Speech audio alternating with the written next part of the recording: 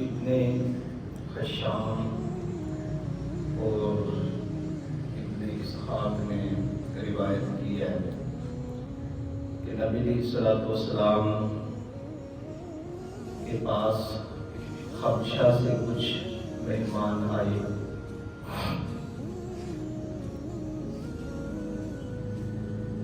معمول یہ تھا جو بھی مہمان آتے صحابہ کرام میں بانٹ دیے جاتے اور ان کی ہی یہ ذمہ داری ہوتی کہ وہ کھانے کا انتظام و انصرام کرتے. حضرت انس بن مالک رضی اللہ تعالی عنہ فرماتے ہیں یہ جو حبشہ سے مہمان آئے رسول اللہ صلی اللہ علیہ وسلم کا ان کے ساتھ انفرادی طور پہ حسن سلوک دیکھنے کو ملا اور اللہ کے نبی نے یہ فرمایا اور ان کے لیے ترکی خیمہ لگوایا. اس وقت ترکی خیمہ بڑا معروف اور بڑا قیمتی بنتا تھا. اللہ کے رسول نے ان کے لیے ترکی خیمہ لگوایا اور ساتھ اعلان کیا کہ ان کے کھانے کا بندوبست بھی اہل بیت کے گھر سے ہوگا. یہ جو حبشہ سے مہمان آئے ہیں اور ساتھ فرمایا کہ حضور کے کاشانہ نور سے نبی کی بیٹی کے گھر سے کھانا پکے گا. ان کے حبشہ کے لیے جو غلام حبشہ سے جو مہمان بن کے آئے ہیں. حضرت انس کہتے ہیں میں چھوٹا بھی تھا حضور سے پیار بھی تھا. ویسے تو جرت کسی کو نہ تھی کہ حضور کے کسی عمل پر ان میں سوال کیا جائے کہ یا رسول اللہ اس سے پہلے تو مہمان صحابہ میں بانٹے جاتے ہیں کھانا وہ کھلاتے ہیں. کہتے ہیں میں نے اللہ کے نبی سے محبت کی وجہ سے پوچھا یا رسول اللہ آپ کا والہانہ پیار یہ جو حبشہ سے مہمان آئے ہیں انفرادی طور پہ توجہ اور انفرادی محبت کا مظہر میں نے دیکھا, اس کی وجہ کیا ہے؟ اللہ کے نبی نے فرمایا کہ اے انس تو جانتا نہیں یہ حبشہ والے کون ہیں؟ جب میرے غلام ہجرت کر کے ان کے پاس گئے تھے نا حبشہ والوں نے میرے غلاموں کی بڑی خدمت کی تھی. تو اللہ کا رسول چاہتا ہے کہ جو میرے غلاموں سے پیار کرے اللہ کا نبی اس سے پیار کرتا ہے. یہ میں نے حدیث مبارکہ اس لیے سنائی جو حضور کے صحابہ سے اہل بیت سے حضور کے غلاموں سے پیار کرتا ہے اللہ کا رسول اس بندے سے پیار کرتا ہے. تو کچھ محبتیں ہوتی ہیں جذباتی,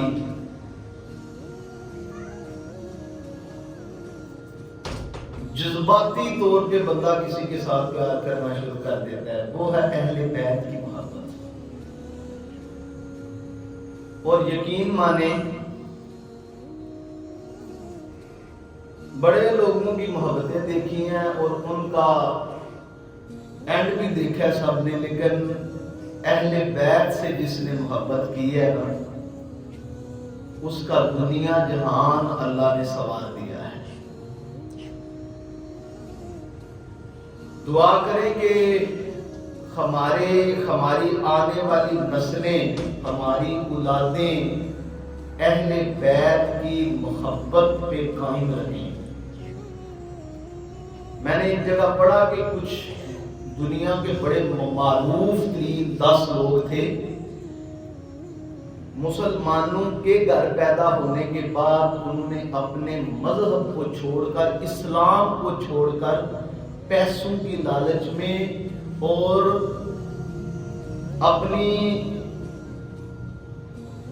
دنیا کے اندر اپنا نام کمانے کی خاطر جھوٹی شہرت کمانے کی خاطر انہوں نے اسلام کو چھوڑ دیا اور کچھ کے بارے میں نے پڑھا کہ ان کے آباء و اجداد بڑے نیک لوگوں میں شامل تھے. تو اس وقت میں نے یہ دعا کی اور آپ سب کے لیے دعا کرتی ہوں، سب کے لیے دعا ہے اور آپ نے بھی یہ دعا کرنی ہے کہ اے اللہ ہم تیرے گھر میں بیٹھ کے دعا کرتے ہیں کہ ہماری آنے والی نسلوں کو دین اسلام پہ قائم رکھنا، ہمارے آنے والی نسلوں کو دین اسلام پہ قائم رکھنا اور اہل بیت کی محبت پہ قائم رکھنا، کیونکہ اس محبت کو چھوڑ کے کبھی کوئی بندہ کامیاب. حضور کی محبت دیکھیں، ویسے تو بڑا ہی پیار تھا، آنا جانا تھا. حضور نے میسج بھیجا حسن کو میرے پاس بھیجو، امام حسن کو. تو ہوا کہ آنے میں تھوڑی دیر ہو گئی تو امام احمد رضا بریلوی فرماتے ہیں، وہ حاشیہ لکھتے ہیں، وہ کہتے ہیں کہ میں سمجھتا ہوں کہ بی بی فاطمہ نے جب یہ سنا کہ اللہ کا رسول امام حسن کو بلاتے ہیں تو امام حسن کو حضرت بی بی فاطمہ نے غسل دیا اور خوشبو لگائی کہ جاؤ اللہ کے رسول کے پاس ملاقات کر کے آؤ، جس وجہ سے دیر ہو جاتی ہے. جب دیر ہوئی تو آئے، حضور حضرت امام حسن کا انتظار فرما رہے ہیں اور پیار کیا ہے، اپنے گھٹنوں کو زمین پر نیچے ٹیک دیا، یہ گھٹنے ٹیک کر اپنے بازوؤں کو اس طرح پھیلا دیا، گھٹنے ٹیک کر اس طرح پھیلایا کہ امام حسن آئے. اور جب امام حسن نے اپنے نانے کو دیکھا کہ میرے نانا جان نے گھٹنے ٹیک کر سینہ کھول دیا، امام حسن بھی چھوٹے تھے، دور سے اس طرح بچہ اس طرح بازو کھولتا ہے نا، تو بازو کھول کر اللہ کے نبی کے سینے کے ساتھ جا کے سینہ ملا دیا ہے. یہ محبت تھی اور حضور نے تربیت کی تھی. اللہ کے نبی نے اتنی مصروف زندگی کے باوجود، اتنی مصروف زندگی کے باوجود اللہ کے نبی نے بچوں کو ٹائم دیا. ہم اپنے بچوں کو ٹائم دینے سے قاصر ہیں. ماہرین نے، یہاں تھوڑی سی تربیتی باتیں کروں گا. ماہرین نے 3-7 سال بچے کی تربیت کے 3 مراحل بیان کی ہیں. کہتے ہیں کہ پہلے 7 سال تک بچے کو ماں کی گود کی ضرورت ہوتی ہے، اس کی ماں اس کی تربیت کرتی ہے، ماں گود میں رکھ کے اسے پیار اور محبت عطا کرتی ہے. اور ہم 7 سال سے پہلے کیا کرتے ہیں، ہم 3 سال کے بچے کو اسکول میں بھیجنے کی کوشش کرتے ہیں. مائیں اپنے برڈن کو کام کرنے کی کوشش کرتے ہیں. بھلا ماں سے بہتر بھی کوئی تربیت کر سکتا ہے؟ ہمارا نظریہ یہ ہے کہ بس بچے نے بولنا شروع کر دیا اور اس کو کسی اسکول میں داخل کرواؤ. نہ،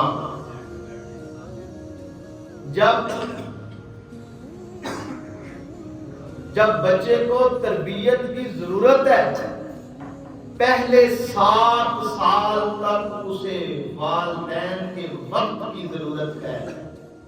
بچوں کو اسکول بھیج دیتے ہیں، کہتے ہیں کہ اس کی تربیت کو وہ نہیں ہوتی. اور ماہرین کہتے ہیں آخری جو دوسرا مرحلہ ہے 7 سے 14 سال تک، اس وقت بچے کو غلام بنا کے رکھیں، یعنی کہ اس میں فیصلہ کرنے کی قوت نہیں ہوتی، خود اس کے فیصلے کیا کرے. اسے فیصلے کی آپ نے نہیں دینی طاقت اور نہیں اس کو اختیار دینا. اس کے فیصلے 7 سے 14 سال کی جو عمر ہے تم نے خود کرنے ہیں. اور کہا جو تیسرا مرحلہ ہے وہ یہ ہے کہ 7 سے 21 سال تک اپنی اولاد کو اپنا دوست بنا کے رکھو. 14 سے 21 سال تک اپنی اولاد کو اپنا مانوس کرو، اپنے ساتھ پیار کرو، اپنے ٹائم دو. میرے نبی سے بڑھ کے کسی کی مصروف زندگی ہو نہیں سکتی. حضرت حسن اور حسین کی اللہ کے رسول ایک دن حضور کشتی کروا رہے ہیں. اب بچے آپس میں جو لڑتے نہیں ہیں, بچے پیار سے آپس میں جو ہے وہ کہتے ہیں کہ ایک دوسرے کو گرانا ہے. امام حسن اور حسین کی حضور کشتی کروا رہے ہیں, خود پاس ہیں, پر اللہ کے نبی بار بار کہہ رہے ہیں شاباش حسین, شاباش حسین, شاباش حسین. بی بی فاطمہ کہتی ہے اللہ کے نبی بابا جان آپ حسن کو شاباش کیوں نہیں دے رہے, آپ حسین کو شاباش دیتے جا رہے ہیں. میرے نبی نے فرمایا فاطمہ آسمانوں سے جبریل آ کے پاس میرے کھڑا ہے, وہ میرے نواسوں کی یہ کشتی کو دیکھ رہا ہے. میرے جبریل پاس کھڑے ہو کر میرے حسین کو شاباش دے رہا ہے, جبریل بھی شاباش دے رہا ہے اور اللہ کا رسول بھی حسین کو ہی شاباش دے رہا ہے. یہ وہ نواسے ہیں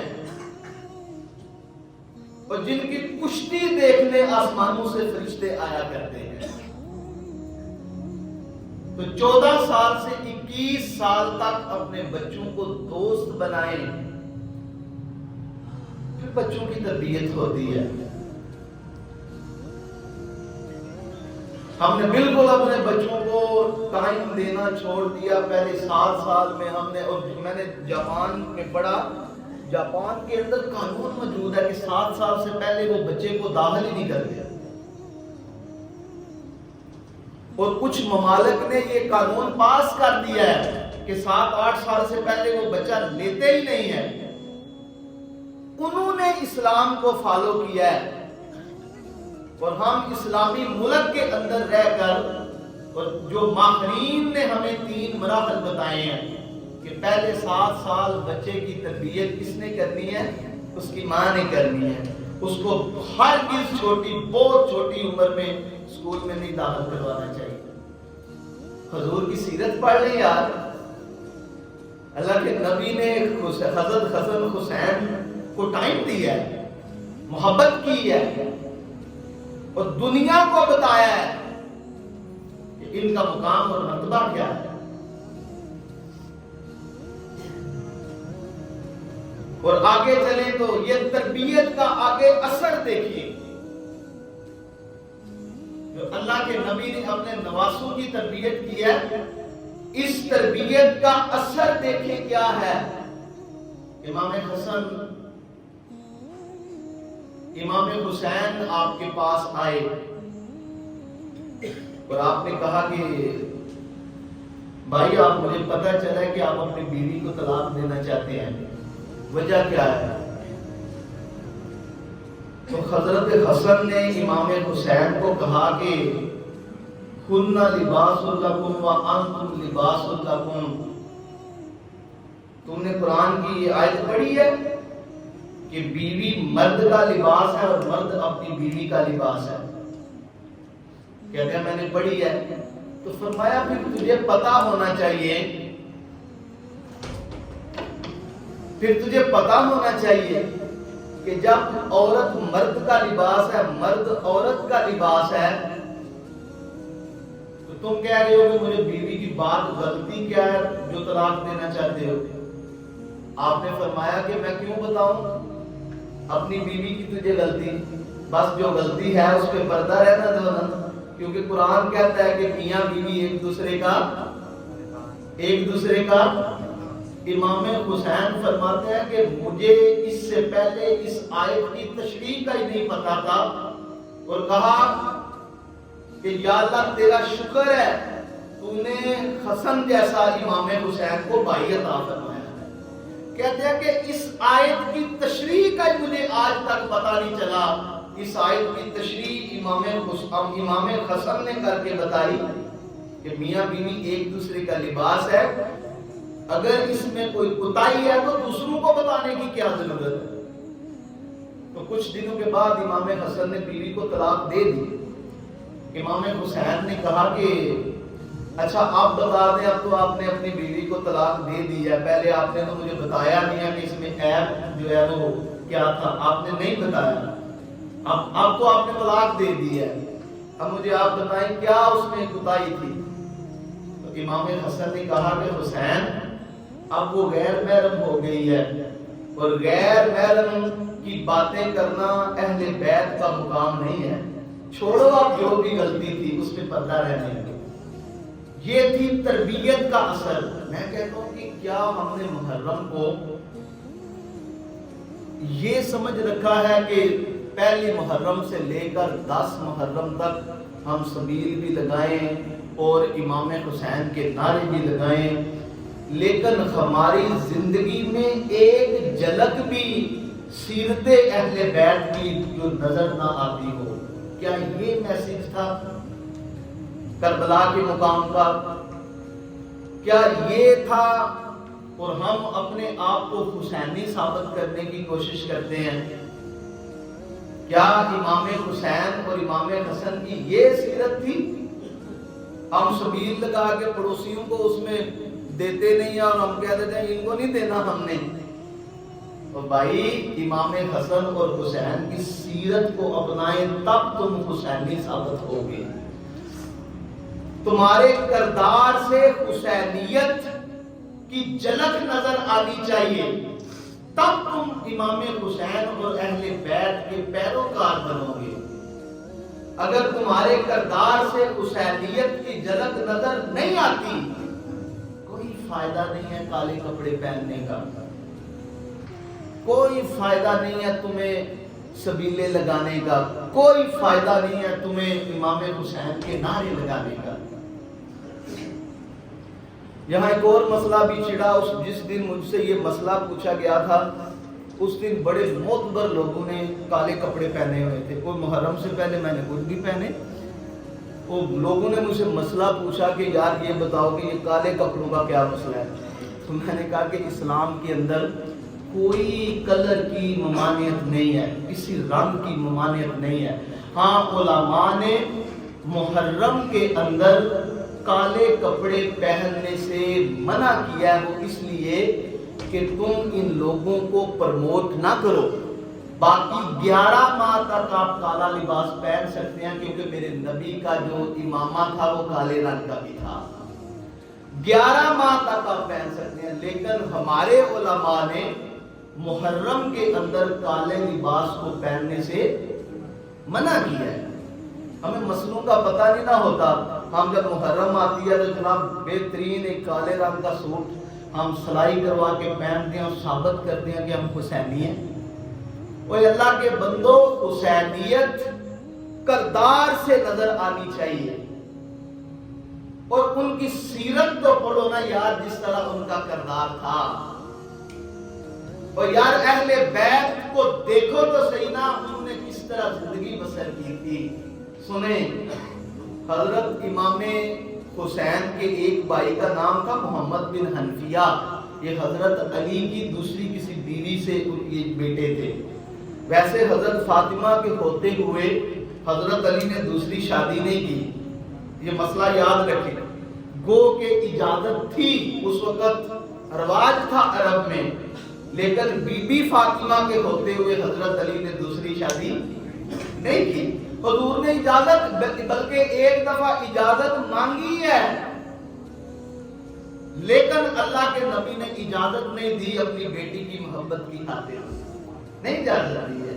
فاطمہ سے پیار اتنا تھا، محبت اتنی تھی، اور اللہ کے نبی فرماتے ہیں کہ اپنی اولاد کو عزت دو، یکرمو اولادکم، اپنی اولاد کو عزت دو۔ اور حضور نے عزت پتا کس طرح دی؟ جب بی بی فاطمہ تو زہرا حضور کے گھر تشریف لاتی تو حضور اگر چٹائی پہ بیٹھے ہوتے، چارپائی پہ بیٹھے ہوتے، کہیں بھی بیٹھے ہوتے، جب اللہ کے نبی کی بیٹی گھر میں تشریف لے آتی تو حضور اپنی نشست سے کھڑے ہو جاتے۔ ہمارے لیے تو جو استاد ہوتا ہے نا، وہ کلاس میں جب انٹر ہوتا ہے تو سارے بچے کھڑے ہو جاتے ہیں، اس کا ادب ہے۔ یہاں میرے نبی کی سیرت دیکھیں کہ جب بیٹی گھر میں تشریف لاتی تو حضور چٹائی پہ بیٹھے ہوتے تو کھڑے ہو جاتے، اپنی بیٹی کا ہاتھ پکڑ کر ساتھ چل کے پہلے بیٹی کو کہتے کہ میری بیٹی بیٹھ جاؤ، پھر اللہ کے نبی بعد میں بیٹھتے۔ یہ اپنی اولاد کی تکریم اور عزت اللہ کے رسول نے ہمیں سکھائی ہے. تو ان کا آپس میں مسئلہ کوئی بنا. امام حسین بڑے غصے میں وہاں سے چلے جاتے ہیں گھر سے. لوگوں نے کہا کہ آپ نے کوئی امام حسین کو ناراض کر دیا, بڑے جاؤ جلال میں گئے ہیں واپس. تو آپ نے محمد بن حنفیہ نے یہ کہا کہ یار بھائی وہ میرے ہیں, تمہیں کیا مسئلہ ہے, میں اگر چاہوں تو ابھی میں اپنے بھائی کو راضی کر سکتا ہوں. لوگوں نے کہا نہیں, اس طرح کے بھی لوگ ہوتے ہیں, بجائے صلح کروانے کے لڑائی کو اچھالتے ہیں. لوگوں نے کہا نہیں جی ایسا نہیں ہو سکتا. وہ بڑے غصے میں گئے ہیں. آپ نے فرمایا ابھی میرا بھائی مجھ سے راضی ہو جائے گا. آپ نے خط لکھا, اس میں یہ لکھا کہ اے حسین, اس میں شک نہیں کہ آپ بھی شیر خدا علی کے بیٹے ہیں اور میں بھی شیر خدا علی کا ہی بیٹا ہوں, لیکن اس کو بھی نظر انداز نہیں کیا جا سکتا حسین کہ تیرا نانا جو ہے وہ سارے نبیوں کا سردار ہے اور تیری ماں جنتی اور تو کی سردار ہے. مقام تیرا زیادہ ہے, لیکن اس کے باوجود اے حسین میں نے اپنے نانے کی حدیث یہ پڑھی تھی, میں نے اللہ کے نبی کی حدیث یہ سنی تھی اور پڑھی بھی ہے کہ دو بھائی جب آپس میں لڑتے ہیں جو پہلے صلح کرتا ہے وہ پہلے جنت میں داخل ہوگا. یہ حدیث مبارکہ پہ عمل ہونا چاہیے نا. جس کا جو ناراض ہے, میرے نبی کی حدیث مبارکہ ہے کہ جو پہلے صلح کرنے کی کوشش کرے گا وہ پہلے جنت میں داخل ہوگا. تو کہتے ہیں کہ حسین یہ میں نے حدیث پڑھی, میں آپ کے پاس آ سکتا ہوں آپ کو راضی کرنے کے لیے, لیکن میں یہ بھی نہیں چاہتا کہ حسین جو تیرا مقام ہے جنت سے پہلے میں تیرے آگے چلوں, تو میرے پاس آ تاکہ حسین تیرا جنت میں بھی کردار میرے سامنے آ جائے, تو جنت میں بھی میرے آگے چلے. میں آ سکتا ہوں لیکن تو آ. حسین نے جب ہاتھ پڑا تو امام حسین نے امامہ شریف باندھا, کپڑے باندھے اور کہا کہ میں جا رہا ہوں. کدھر جا رہے ہیں؟ کہا کہ اپنے بھائی کو راضی کرنے کے لیے جا رہا ہوں کیونکہ جنت میں پہلے جانا چاہتا ہوں. ان چیزوں کو اپنی زندگی میں شامل کرنے کی کوشش کریں, تب ہم حسینی کہلائیں گے.